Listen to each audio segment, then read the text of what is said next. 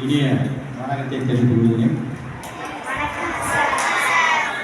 வாழ்க்கையில் நாம் கடைபிடிக்க வேண்டிய முக்கியமான ஒன்று ஒழுக்கம்.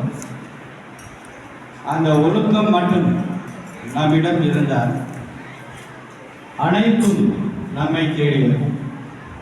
அந்த ஒழுக்கமானது நம்மிடம் இல்லாத பொழுது நம்மிடம் இருக்கின்ற அனைத்து நல்ல குணங்களும் நல்ல பழக்க வழக்கங்களும் நம்மை விட்டு நீங்கிவிடும்.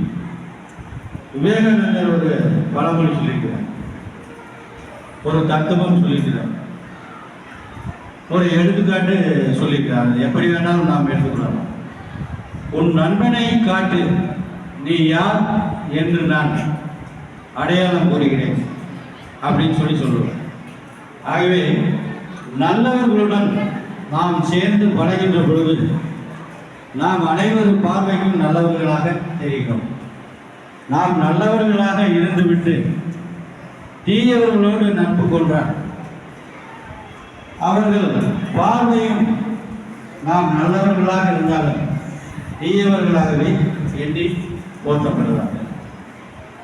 ஒரு சாக்கடையானது துருநாற்றம் வீசக்கூடிய அந்த சாக்கடை,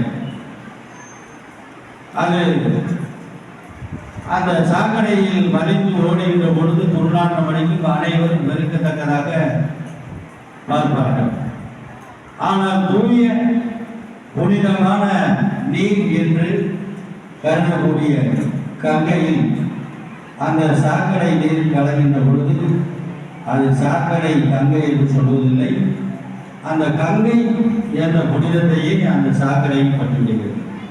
அதே போலதான் நாமும் நம்மிடம் இருக்கின்ற தீய குணங்கள் கூட நல்லவர்களுடன் சேர்ந்து தொடங்குகின்ற பொழுது அந்த தீய குணங்கள் மாறி எவ்வாறு சாக்கடை கங்கையில் சேர்ந்து கங்கை என்ற புனிதத்தை அடைகிறதோ அதே போல நாமும் நல்லவர்கள் என்ற ஒரு பண்பை பெறுவோம்.